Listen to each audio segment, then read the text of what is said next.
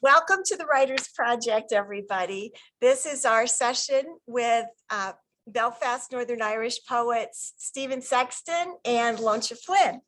I'd like to say a quick thanks to the Faculty Student Association, bear with my voice, Rebecca Pelcher of the Visual Arts Gallery, and the IT department, as well as our creative writing department and our students who are here. And thank you, Dr. Duffy, for taking the time to come. So what do Mario World, Grief, Love, The Troubles, radios, stage plays, fortune telling, and sonnets have in common? They've all been addressed by our poets, Stephen Sexton or Leontia Flynn. Both poets convey normative and queer relationships with compassion, humor, and depth of feeling. For me, this event is a particular thrill because I got to meet and talk with both of them 3 years ago when I was on my sabbatical. We'll start with Stephen Sexton, who studied under Flynn, where they now teach, both of them at the Seamus Heaney Center for Poetry in Belfast, Northern Ireland. Sexton writes about video games juxtaposed with grief and human relationships, often with what I call a canny sense of humor. His book, If All the World and Love Were Young, right here, has been compared with the work of Seamus Heaney, but it does things that Heaney never did. Creating eloquent juxtapositions, for instance, between Mario World as a teen and experiencing the loss of his mother. I haven't got my hands on Cheryl's Destinies yet, his second book, called by Adrian Binkerhoff Poetry Foundation, a fantastical journey of real and imagined pasts, but I look forward to that one also. Winner of the Forward Prize for first book and several other literary accolades, Sexton has been writing since he was 8 years old, and that writing is being published widely. It's my honor to welcome Dr. Stephen Sexton. Now just give me 1 sec to unpin myself and pin you, and then you'll have center stage. There you go. Thanks, Kathy. I didn't feel a thing. That's very kind of you. And thank you so much, Kathy, for the lovely invitation. Hello, everybody out there who is in the room. I hope you're enjoying your lunchtime, or that your lunchtime preceded this or will follow it. But thank you for being with us wherever you are. What I would love to do is read a handful of poems from that book that Kathy mentioned, If All the World and Love Were Young. And I will then maybe read a couple of newer poems. Yeah, that's my trajectory, history. So yes, this book, If All the World and Love Were Young, I want to tell you a tiny bit about it before I read from it. And I'm going to start myself a little timer so I don't go on forever. This book started when I was writing a lot of poems about paintings, poems about photographs, that sort of thing. And sooner or later, if you've ever tried that, you'll probably find that you'll get desperately bored of it. That's what happened to me. It became a really boring enterprise to keep doing this, to keep trying to find images, paintings, whatever, that I found interesting enough to write about. Partly failure of my own imagination, partly failure of curiosity, I suppose. But what I did decide to do was to look at Super Mario World, which was a set of images I thought that I knew intimately as a young person. You might have spent some time in Super Mario World. The one I'm thinking of is from like 1990, 1991, 1990 as a matter of fact. So it's a long time ago, many generations of Mario ago. But I thought, why not take those images, those sets of images, and treat them in the same kind of way that writers of ekphrastic poems, that is poems about paintings or whatever, often kind of classical images. Why not treat Mario like that, the images of Nintendo like that? So what I ended up doing is writing what I thought was a kind of book of pastoral poetry, that is poems about landscapes, although they're landscapes that don't exist, they're digital, they're Mario's landscapes. And I ended up writing that and ultimately a pastoral elegy for my mother that entirely surprised me. I thought I was starting with a joke, I didn't end up with a joke entirely. But I'll read maybe the first, as I'll call it, the first world of this.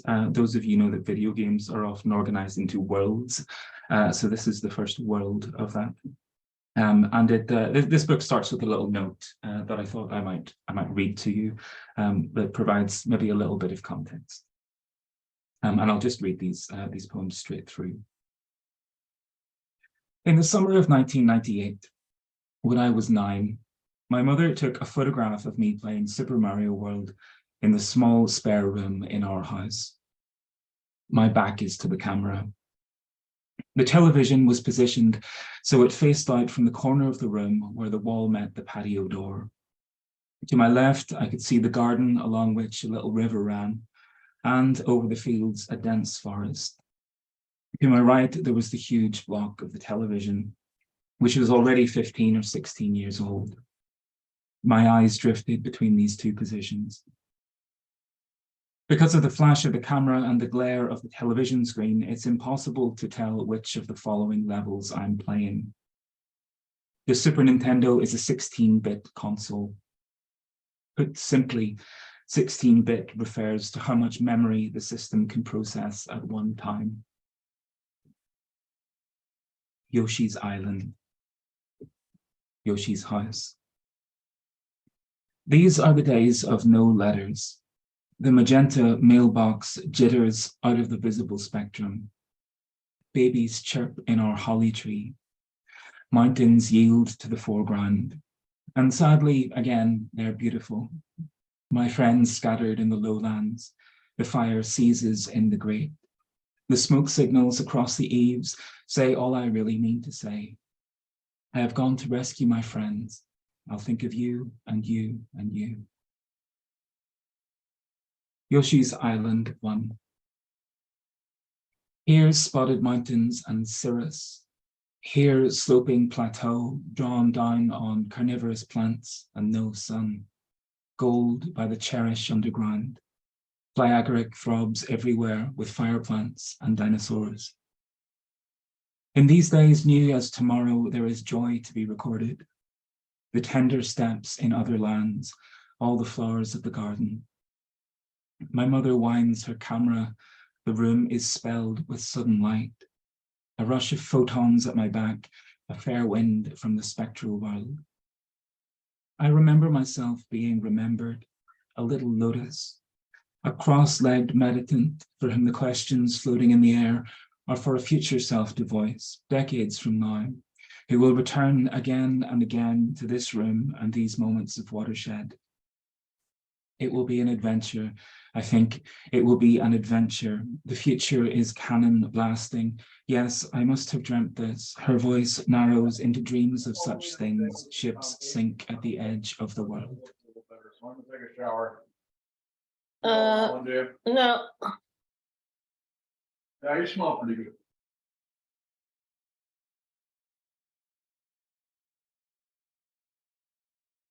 Yoshi's Island 2. Pixels and bits, their perpendicularity. One of the worlds I live in is as shallow as a pane of glass. The threshold of the window sets a frame around the holly tree, wild funguses slimy with dew and toxicity. The rubies of holly berries sing on the branches the robins hide among, and the veins of ivy vines wind around the slumping trunk and blouse, sloe berries in the blackthorn, and the carcinogenic bracken. Groundsels loiter along the low-dashed wall the daisies loll about. One summer's day, I'm summoned home to hear of cells which split and glitch so haphazardly, someone is called to intervene with poisons drawn from strange and peregrine trees flourishing in distant kingdoms. We take the air in the garden, bitter with berries and mushrooms too toxic to eat, where the grass bows in an unexpected breeze. Yoshi's Island 3.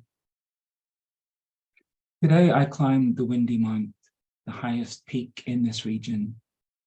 My singular wish was to see what its elevation offered. With one companion, my brother, who is no better or worse than anyone else, I saw blankets of mushroom fields reducible to patchworks, what the bird's eye view must see of farms in Genoa. I went so far up the broken path, I supposed I should almost see the curve of the planet or the whim on which the waves begin. But for the first time in some time, I thought of our father at home, the sirocco in from the south, turtle doves in the huge wheat fields. Yoshi's Island 4. Salt water everywhere. Low tides undulate a flotsam of mines. The archipelago aswim with joyful blue-white pufferfish. And in a neighboring province, Sagaro prowl a feline prowl. The ankle-deep children's pool on the peninsula buoyed us up, aboard a heavy pedalo, the likeness of a giant swan, almost unmaneuverable about the tropical island, silly with plastic palms and shale, from whose hollow we called to land, to our mother on the seafront between the artificial pool and the sun-struck coastal waters, who beckons us back to harbour. Since it's August, she begins the idle effacement of dying, the many prickles of needles, of many exotic compounds, hormones and corticosteroids, the stiffening of the larynx, mouth the dry of the walk alone into the desert, finding there those cactuses, their open arms, and their long, curious shadows. Iggy's Castle.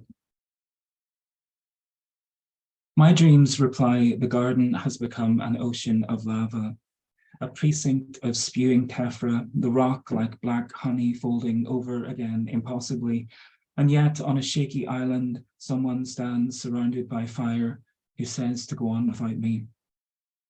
So there's a sound in the house when I wake, mice under the moon.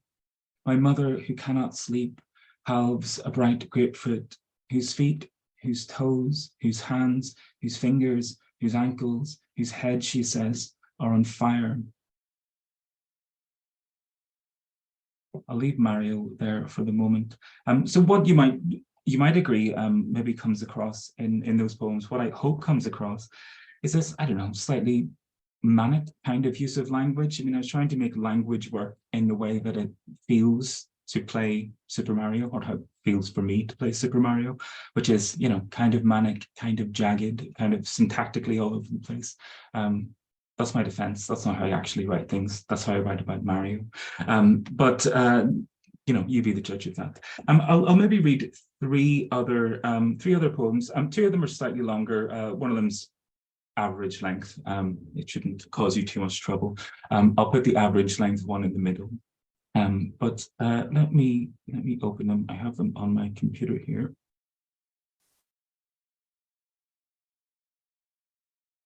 So yes, I'll just provide a tiny bit of context for you here. This poem like sort of takes place in the British Museum in London, which is like most museums, a lovely, exciting kind of place, and also, you know, a place that's highly complicated because the British Museum has quite a lot of things that some people might say they shouldn't have.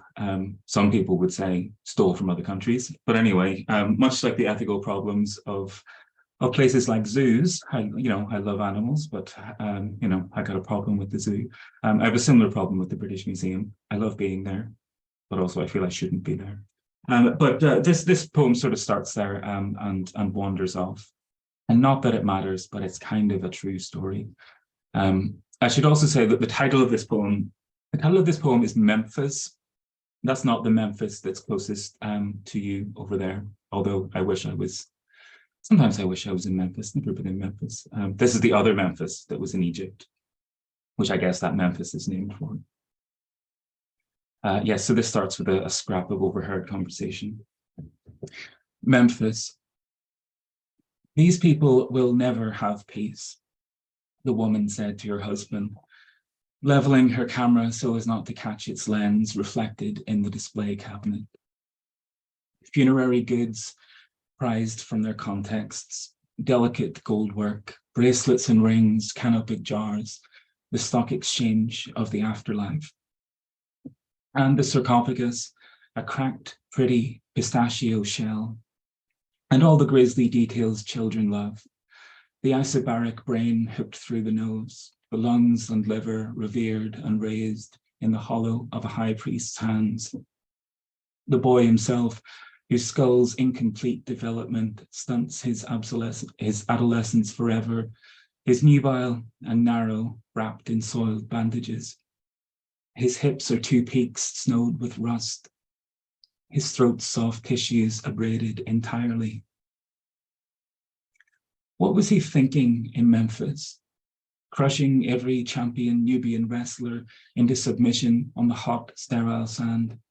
1,000 spin-old pomegranates and mutton spiced with cumin and saffron, dates big as fists dripping with honey. There in the cool dark of the Egyptology rooms, under gentle conserving spotlights, the air fizzed like the air before a storm. The couple were newly married, I guess, weekending in the city, hands in each other's pockets, aphrodisiac glances. They might have unraveled their linens and went about their lineage right there on the parquet among the skeletons, but who knows? I had plans. It was getting on through September. The sky-wide sun was setting among the trees. The Union flag, still half-mast, rippled. Leaves fledged from their origins, crunched on the pavements along Great and Little Russell Street. Across town, I had dinner with friends in a tiny dumpling restaurant. Long wooden benches, the easy and accidental company of strangers. Spinach, green tofu pot stickers, pork and kaffir lime, pale, precise, many-folded prawn and vegetable dim sum steaming in baskets, abundant soy. And the beer, small batch and citrusy, was so good. It just kept coming. And it was so cold. It was like, I don't know what it was like except pleasure. And I didn't want it to end, but everything has to. It's the end of my long poem about going to see some mummies and have some water. Maybe a shorter poem now about my neighbour, of whom I am a little afraid. I'll tell you why in a second.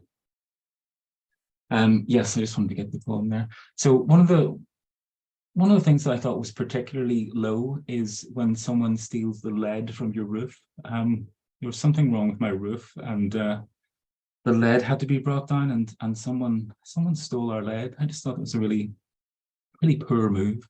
And I'm pretty sure I've got a good idea who did it, but I'm frightened of him. So I've got this this small thing. Okay. I have to ask, what kind of roof is it? Slate? Yes, it is. It is, yeah, so the lead along the top, yeah. He's next door somewhere, probably, I guess, enjoying my lead. Anyway, here's the poem. The lead thefts. Soaked with rainwater, the paperbacks we left too long unpacked in the attic room. In the yard, my poke of drill bits and screws, the new lock half affixed to the back gate. December's crisp will and good cheer. Whistling up the rain puddled with rust, my neighbour's big, kind handshake and brusque 2 cents on tools and torque. What kept me up that night was not the thought of untarnishable leaden roses, plates of ravioli plump and saturnine, or his dull leaden hips planking heavy into hers. What broke my heart on the edge of sleep were the hypnic starts, shrieks in the temple of metal on metal, the drill shearing screws into timber through the body of the deadbolt. All night, rain on our leadless roof. I thought of the chance of frost. Then the chance touching the rain would be touching water a salmon once displaced, swimming upriver. And they say poetry makes nothing happen. I'll read one more poem. But again, it's slightly longer. So I don't know what I'm doing. I mean, I think I'm trying to do something different with the kind of poems I'm writing, and for some reason that means getting slightly longer. So I hope you'll forgive me. Yeah, I shouldn't go over time. But yes, thank you very much. I'll read this poem. And I'll very briefly say it's about finding it impossible to get home one night and meeting someone driving a taxi called Dylan, who I, certainly could have died with, but he was a better driver than that, just about. But anyway, I had to get home. So for a taxi driver named Dylan, I shouldn't be a taxi driver. Anyway, Dylan at high speed. Because my bed was in the countryside, the few taxi men cruising junctions would not take me there for the dead miles back to town and the swirling, equivocal snow. Like silver velvet, hoarfrost grew around the trees. Frost streetlights insisted be amber. A winter Sunday, the city almost deserted, the buses cooling in their dormer towns. At the zebra crossing, shrunk with time, dotted the bones of my old French teacher, his wife leading him by the hand. Those days he was hushed, classical power, tailored suits, the iridescent green of peacock breast, black turtlenecks, a pat of ginger hair. He lost it at the blackboard once and smashed a chalky duster into the subjunctive. A few weeks later, between the SNCF, billets, carries, obsolescing francs, and a year abroad in Bergerac in the 80s, where the girl he'd crossed the road with served him coffee under a parasol on the river, he wept at his desk until the principal sent him home for the first 3 seasons of the new millennium. His neighbor, my friend, watched him rake a single pile of leaves for hours back and forth the lawn all midterm break, and his wife retired early from the prison. In his class, language happened to me. I saw cor resemble corporal, gur, gorilla. Suddenly, dawn broke purple on a youth hostel, aubergine, aubergine. Too late now to say thank you. Courage Cabs is more speakeasy than depot. From the back room, stocked with warm, cheap beer and counterfeit spirits, came Dylan swinging his keys, 17 at most. He took roads narrow and new to him at high speed. Foxes whipped under hedges into the green out of sight they live in. The all-night fauna were lowing and hunting. Corncrakes called the calls of their impersonators. We sang along to show tunes. He offered me the joint he dropped between his legs and remembered a dream he'd had the night before where he called his dad a cunt. What would he say if he knew? I said. I don't know, he said. I paid him double the fare because he had it. I couldn't bring myself to think what I thought he was supposed to do with it. And indoors, my father asleep in his chair. On the television, divined here and there by rumors of rain, herds of bearded blue wildebeest stampeded across the eastern savannah. Thanks very much.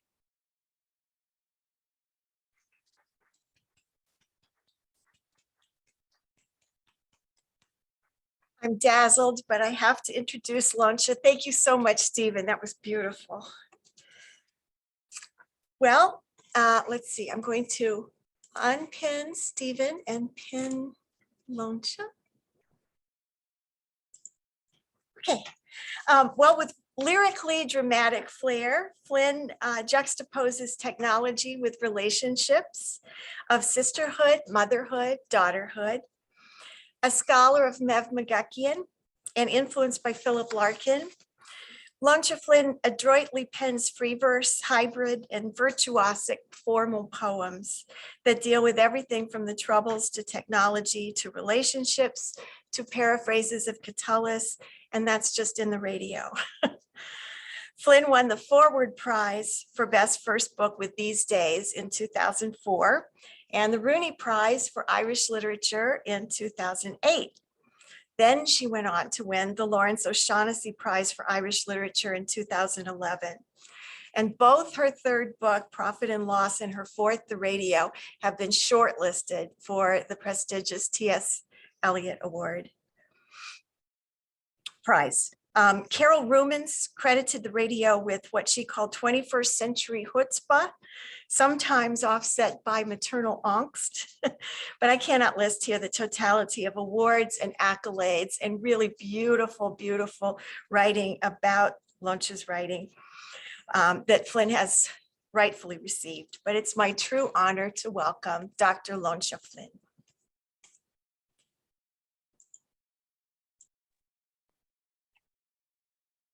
Thank you so much. I hope I'm big. Am I on the big screen or? Yes, you're on the big screen and we can hear you. Sorry, yes. Thank you so much. That was a wonderful introduction. I blush if I was still human. No, I am. That's thank you very much. And sorry, if you can see me wear gloves, it's not because I'm a lady, but because I have very sore hands, and one of the worst things for my skin is paper, which is sort of ironic, I guess, because when I was writing The Radio, I think I was writing about older forms of writing and more analog technologies, of which paper is one. So I'm going to read mostly from that book, and in the same way Stephen did, I'll probably just read a section, more or less through. It was lovely to hear Stephen, and it was particularly good to hear the poems about Super Mario and on the screen. I don't know if I've ever seen him read them on a screen before, but for some reason that makes it even better, or sort of more appropriate feeling.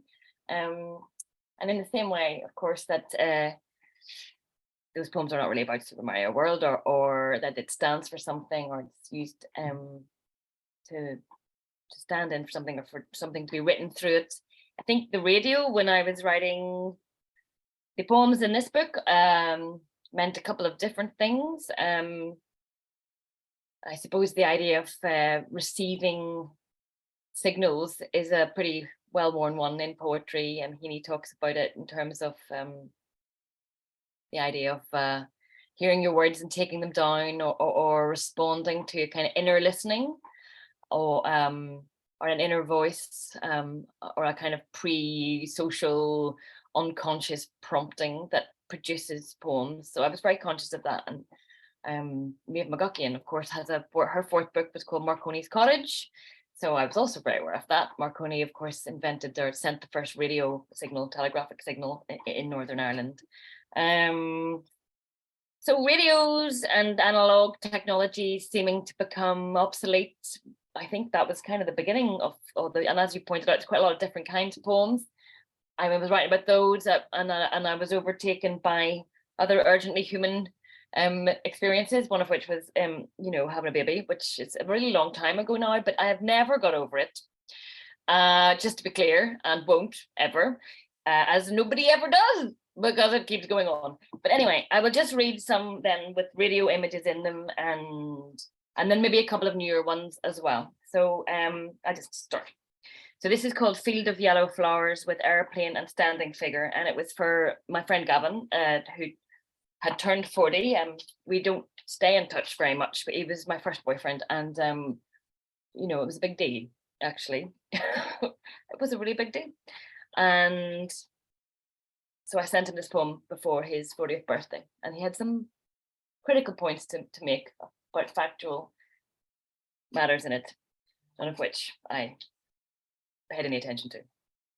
So Field of Yellow Flowers with Airplane and Standing Figure, poem for Gavin turning 40. Your pointless oil painting of yellow oilseed rape under a runway sky took shape all through that cataclysmic summer. This photograph shows us bug-eyed, leaner, stunned by the usual cocktail of youth, synaptic, chemical, and also in truth, a little androgynous. Your high-up studio bedroom with a treehouse perched above dubious parental ground. We fled there daily, braced against the wind. Your studio bedroom, or by some old domain wall in Seaford or in Castlewellan. Our picture postcard Southdown days all passed in a haze of lust, while at night you parked by harbour walls, intent on the bulbous, crippling, virtually all grass joints rolled by a really anti-smoking friend.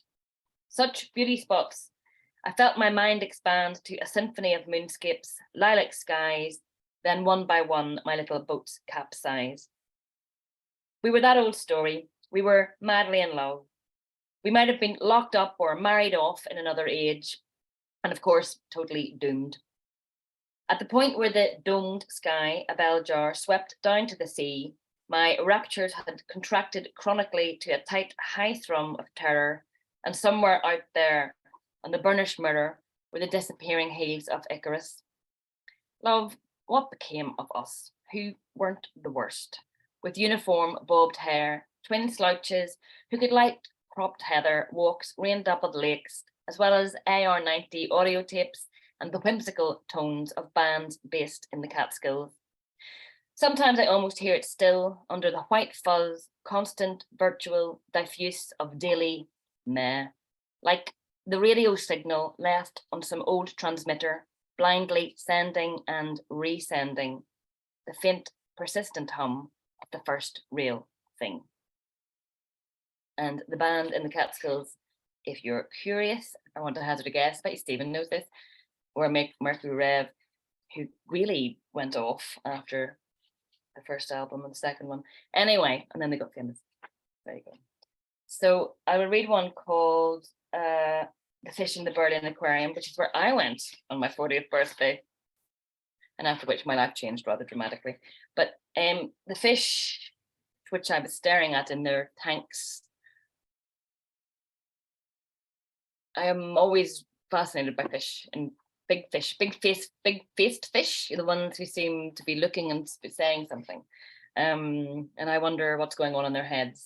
And they look like they look like us basically on screen now talking. So if a fish or an alien life form like a fish would see this, they'd probably, eat us. So we just don't know. And that's really not really what it's about, but they seem they're sort of metaphorical. The fish in the Berlin Aquarium. We had come to the Berlin Aquarium in the dead of winter, the Tiergarten, snow cold and monochromatic, some slanted alpine light turning a few of the upper windows gold. Inside in the dreamlike corridors, we pressed towards the vivid turquoise tanks to see the grouper and Napoleon fish. They drift serenely from synthetic banks. Out of the wrecks of history, small domes and molded caves, such ersatz shrunken worlds, the fish drift up, placid, one then two. They are large and fantastic as marine balloons and have oddly upholstered looking pearly heads, the surgeon fish and the gigantic race. Staring with rimmed eyes blank beyond our eyes, we move our fingers over the cool glass as though to tap into their element, which is clear and pale, blue and perpetual, like some outrageous Scandinavian dusk, framed and airbrushed. The fish are hyperreal, high definition almost in this space, and lift their bladder shapes through watery air, working the fleshy trapdoors of their mouths. Each moves its mouth perpetually in prayer and seems to be mouthing, I am, I am, I am, at intervals. We wonder what they know, performing their status unselfconsciously, organically intent, and if this slow mime of their movements just beyond the glass makes them really beacons of bright calm beyond the faces they present for us, or mutely harrowed in their comfort zone. And I'll read the sort of related one called Poem and Homage to Built Things in Dimensions. So these were all written pre-lockdown and everything went online, and there really were no three-dimensional for a long time. I didn't feel like anything in my life was three-dimensional. I mean, going outside and looking at the building, but to a year and a half into it and kind of in the light, just thinking, oh, yeah, buildings. So, but this wasn't really about that. It was about form and how we write, and I was very angry and just really quite nuts. So it's fine now, but yeah, it felt like a lot of sort of structural things were falling away or being replaced by more ephemeral communications or more quick fire, simplistic or superficial ones. I mean, I'm sure this all will come out in the wash anyway, but at the time it was a strange transformation or revolution in communications to live through. Maybe, I think I just certainly wasn't very cool with it, as I'm not cool with any change. So I wrote this. So, poem in homage to built things in 3 dimensions. Sunlight yellow on an upright gable, standing by waste ground, a bright autumn sky behind it, and a foreground of low rubble transforms place into geometry. The nice arrangement of adjoining planes, almost like a work by Malevich. Here are the big quotation marks of cranes, train tracks, tram lines, suddenly a bridge, staked out foot by foot over the river, form as a virtue of necessity. Tensed suspension cable, cantilever and canyon. I like these relics of industry. I like warehouses too, the heartfelt views from high loft windows onto square grey yards, old balconied apartments in Cadiz, in cobbled streets, marble misericords under the seats of medieval churches, bombed to just the naves, their empty shells deep and rectangular like lidless boxes. Anywhere weed grows on windowsills, or structure finds its guarded heart exposed, for we shall give up what's interior. A townhouse on a roof that's been half raised, except 2 corner walls, frayed wallpaper, or mills slumped by canals, the struts and stilts of factories rusting back to skeletons, in broken open cupolas and vaults, gudgeons, anchors, hoopings, stays and chains. For all of this, we're pleased to see convert to something else in a bright heaven where, held in the open network or closed circuit, our brilliant concourses are light and air, with building blocks and freights of one and naught. For wagon after wagon of fast goods, experience itself, perhaps, pure thought or pure potential. Icons, wingless birds flitting with ease across limitless space, all that is instant and intangible. Transparent bills hung on an interface, transparent too. So on that gable wall were some forgotten manufacturing sign, take courage, say, try even if you don't, remains in place. We smile to see sunshine on crumbling brickwork and on faded paint. So I just read another 2 from this. Do I mean that? Yes, I do. And then I'll read one more. I think of enough time. I wasn't really, can't really see, sorry. Anyway, but in contrast to the sort of insubstantial, I think trying to write with an idea of the human, or maybe what that was. So I wrote this is, and also I'm going to read 2 that I don't really normally read. So this is Taking Blood, and I suppose when some people get blood taken, I suppose there are 2 responses. And one is to just kind of get through it, and one is to look with the kind of dark fascination, which is what I always do. And I kind of find it quite intriguing to see what is inside. You know, remove, there it is, there's your blood, kind of important. So this was sort of about that, taking blood. The duty nurse is taking a sample of blood one bright March morning in a room filled with leaf shadow. The still rough polyester front of her nurse's dress is a shield against my qualms. As she draws the liquid up through a clear curly tube away from the pin, like a cork from a bottle top, then siphons it into 1, 2, 3 small vials, which she holds up to the light with a little shake, a clarity jewel-coloured bottoms up, twirling the bowl until the tannins drop. Behind the nurse's back, a tree outside has coughed its froth of blossoms up the branch. Astonished, tentative, I thank the nurse and roll my shirt sleeve over the sleeve of skin, then step back into the limits of myself, like a marble held on a lattice work of straws, and leave the nurse, who tilts the glass again, as if to show me, really, it is half full. I suppose I meant as opposed to half empty, which is one way of looking at things. I kind of do both. Sometimes it's just half empty, but that's me. And That's nobody else's fault. So I'm going to read a poem called Flights, and then I'll read a new one, and I think that's me. So like, I don't know, flights were also not something that happened for a while there, but I don't mean literal flights. I do look at airplanes like kind of strange. Yeah, I mean, I'm kind of obsessed with them when I see them, but I guess I always thought that writing a poem was a bit like taking off on a like a little arrow trajectory. And unfortunately, you then have to land and, you know, live, which is rubbish. But yeah, I prefer if I could just do all the writing and none of the living. But anyway, so this is called Flights. Excess and melodrama, constant flights. If I could have lived continually between the takeoff from the tarmac strip, still hyper accelerated but at bay, an M dash set evasively in place between one ad hoc quarter and the next, then maybe everything would have turned out all right. Before our bumpy landings, cramped and sour, and the dying light over the dinner plates. Or if somehow we could have stowed away a screwball duo tucked under a tarp between the ship's launch and its anchorage, watching the scene shift, all ozone and brine, all cortisol clear along the razor's edge.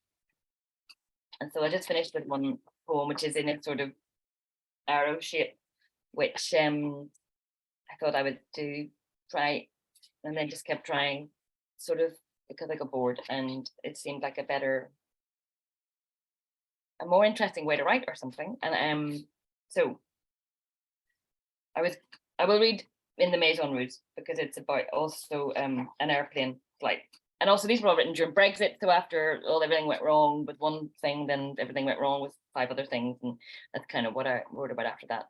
And I wrote this after visiting a gallery in France, which doesn't exist anymore, in Paris. It closed down. I think it was the last show they did. So if Stephen began with ekphrasis and looking at poems, I think this might be the only literal ekphrastic poem I've ever written.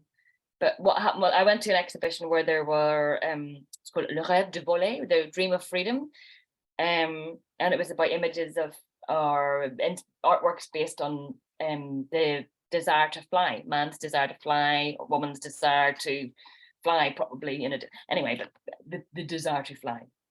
And so they had sort of early flying machines and ridiculous contraptions that would never have worked, as well as pictures based on this.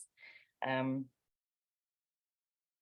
again, yes, thinking about the excitement of writing, I suppose, and really, right, taking off and going somewhere, and then having to go back to normal life, maybe. So in the Maison Rouge, in the Maison Rouge, where soberly I curate my memories of youth in the gallery of my mind, this final expo frames and explicates room by white room the human wish for flight. Le rêve de voler is the dream of freedom. Jets, sails, shoots, winged bikes and feathered shoes. The kick and thrust out from the daily round, from the grind, from the window flung absurdly wide, where the primed imagination crosses its inner limit, its social limit, out of some locked room in Amherst or in the Dordogne, from its sources of meaning, poised and intent like a sexual leap of faith, then the body flung too absurdly into space, down all of the exiled flight paths of old Europe, all roles suspended in the chaos between wars, buoyant and uplit, all ballast cast off at last, to sail triumphant over the glittering cities, our attention drilled on the whistling horizon, on the cauldron of morning, on the end point that's laid down with each ascent, like a railway terminus at dawn in Astapovo, or that freezing flat at dawn in Fitzroy Road. For pictured too is the smashed contraption and the broken broom, is one streak of smoke across the sky's blue flag, is this line of blood trailed down the obstructing wall. That was a bit of a downer to end on, but it is where I will end, if that's okay, and hand back to Kathy, I think.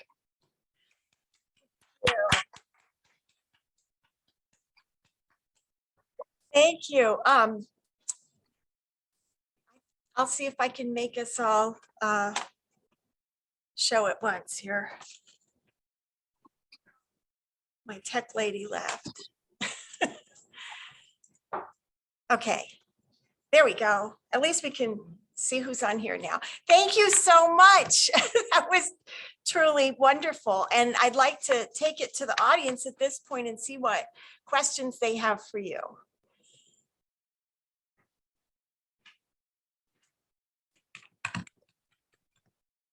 Mike. Stephen Sexton mentioned how he was getting he was struggling with recapturing that imagination and had to revisit his childhood to do so. And I guess my question is, what are ways to sort of keep the excitement of writing alive? This is a question for Stephen from Michael, and he wants to know how you keep the excitement of writing alive.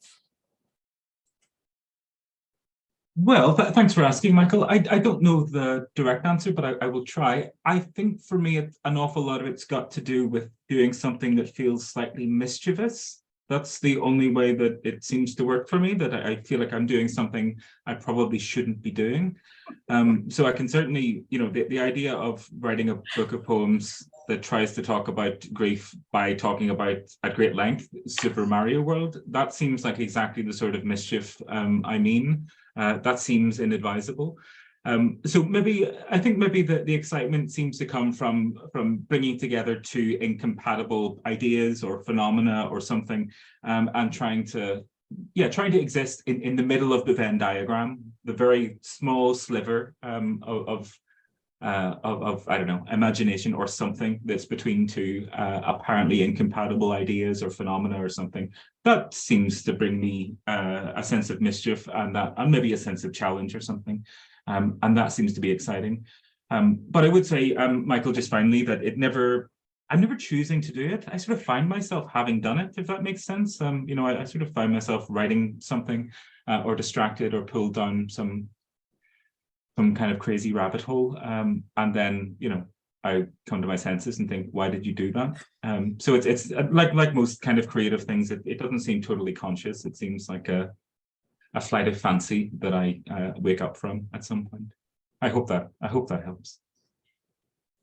Thank you.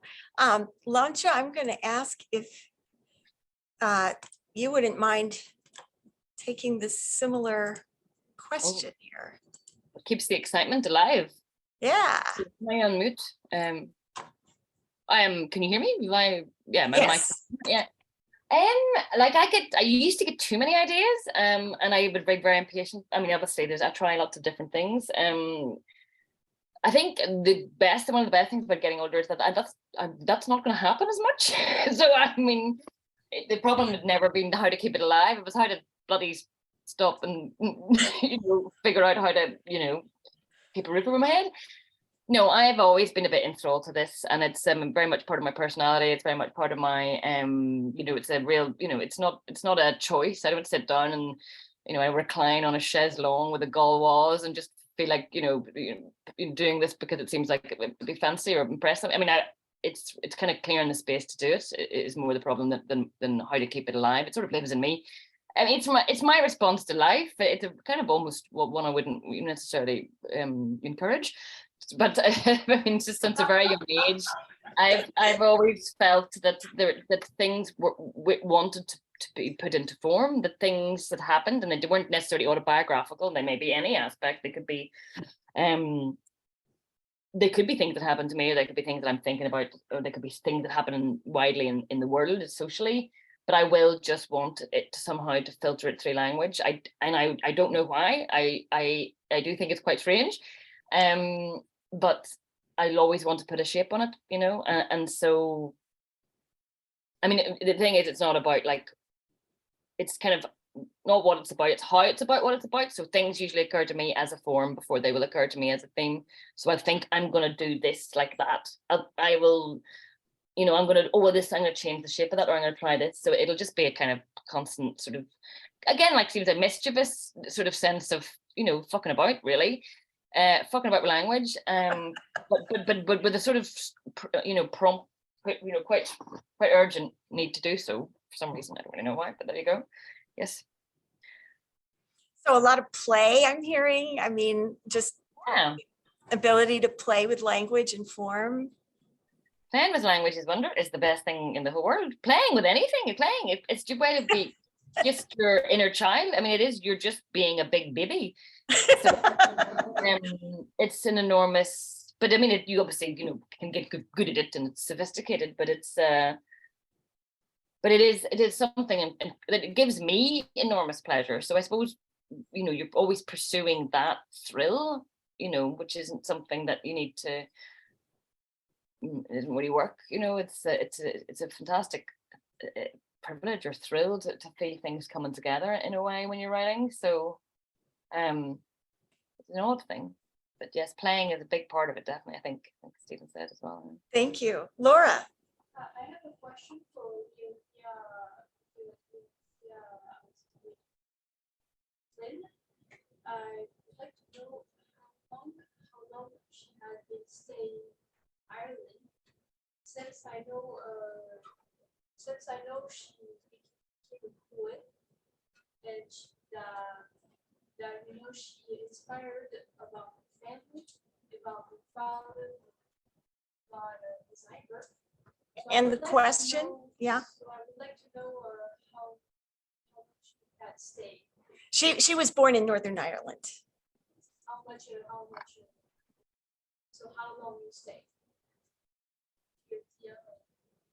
I'm not following you. I'm sorry. I just want to ask her how long she has been staying. Always. How much? She said always. She's always been there. Yes. But how many years? But We have another question. I mean, I was in Edinburgh for 2 years and lived in Dublin for 1, but that's fine. Oh, okay. Thank you. Thank you. You're from County Down, is that right? Yes, that's right. Yeah. And Stephen, you're from, I just read where are you from? I'm also from County Down. As a matter of fact, we don't really understand what's going on there, but something's going on. It's a very Good, because it didn't used to be County Down, didn't used to get much of a look in, really, I suppose. So things are changing, but I mean, countryside for me, which that's sort of true for you, Leontia, as well, right? Kind of that's your emotional landscape, if that's fair. Physical landscape. Sorry for that. It's okay. Yeah, no, I mean, of course, you're obviously profoundly ungrateful for the beauty of the place when you're young, or at least I was, but because, yeah, it was very beautiful. And then you realize that it genuinely is, yeah, it's kind of a big deal. And it is, yeah, I'm quite loyal to the South Down Mountains, particularly, actually. Yes. I'm wondering if for our American audience here, our students aren't terribly familiar with the Troubles or the history of Northern Ireland, or particularly, and I know, you did a whole conference partly on this, on the importance of Belfast in modern letters, in poetry right now. And the importance of the Troubles for poetry.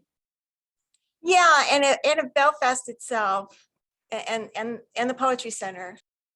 Well, if I maybe say something first, Stephen, then you're quite a bit younger than me. Like, I mean, I guess all poetry, Northern Irish poetry, as I first encountered it, I would have associated always with the Troubles. Of course, Troubles between 1968 and 1994, 25 years ago, since the Good Friday Agreement, the last Good Friday, which was the peace process, which was a kind of program for moving forward and trying to move away from violence. So I kind of grew up in the middle of I guess I was born in 74. The worst year was 72. If you want to count by numbers of dead, killed, bombed, shootings, sectarian violence. Yeah, I mean, it's with hindsight now, it seems like it was a kind of really bad time to have grown up. It's, of course, that's the way trauma works. It works by you going, it's fine, I'm writing a poem, but something else.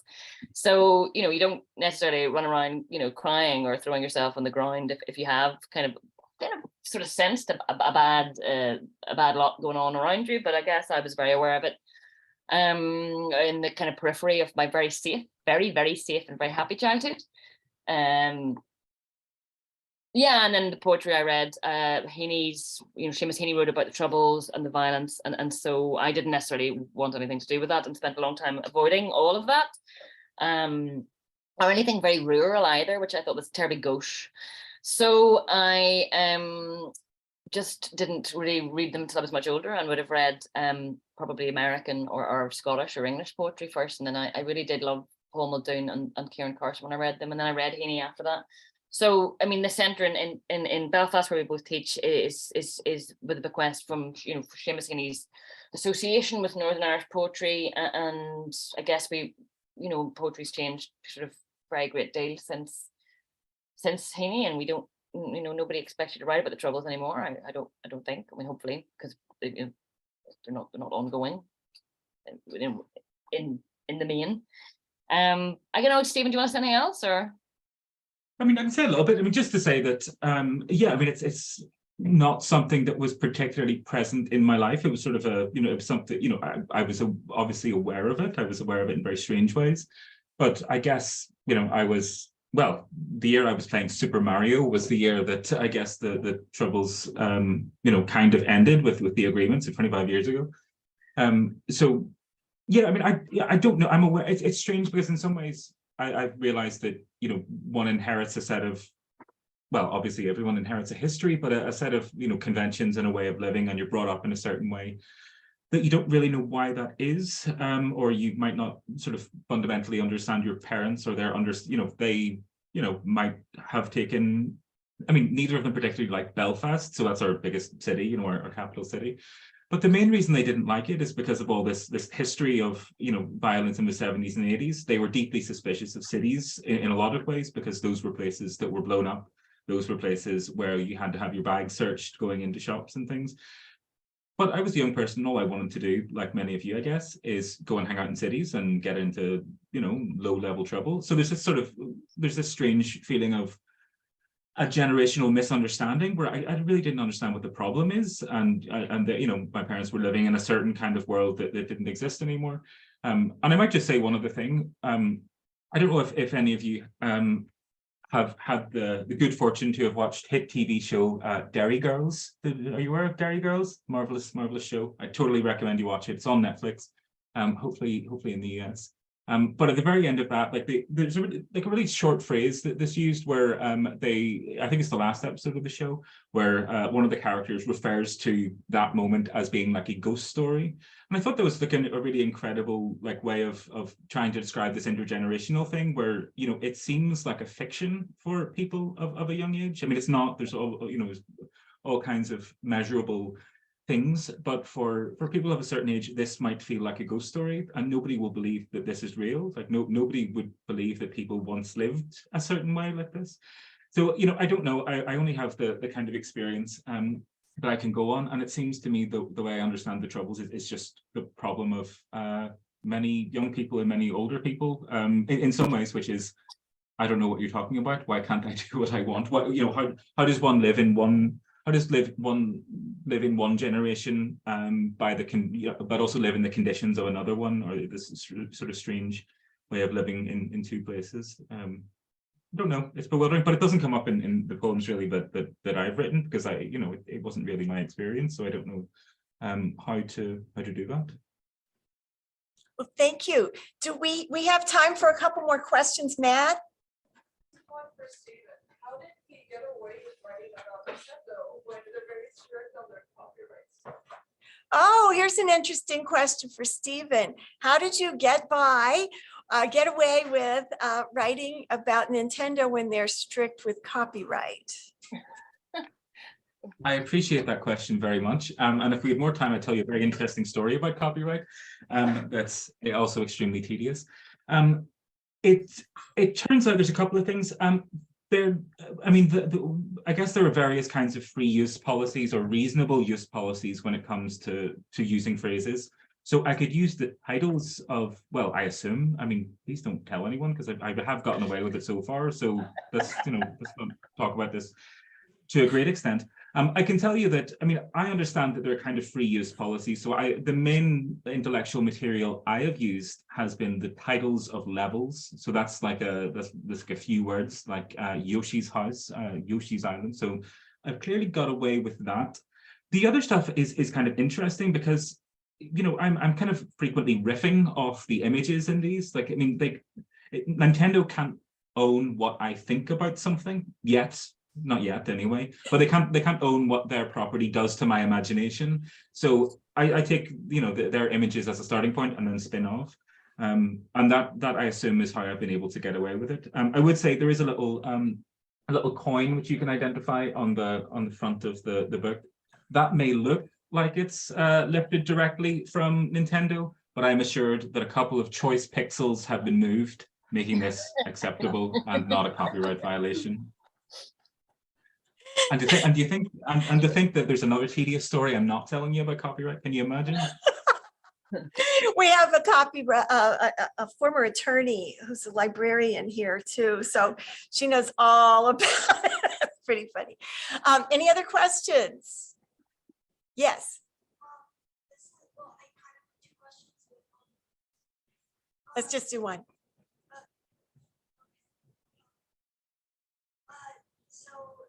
I can relate to Stephen about losing his mom or losing moms and his mom passed away 2 years ago. Like, did your mom was she like a cheerleader for you? Like what is she like? One of the reasons why I continue is my mom certainly is the reason why I write, and I hope to dedicate that I write after passing as a way to like keep her alive.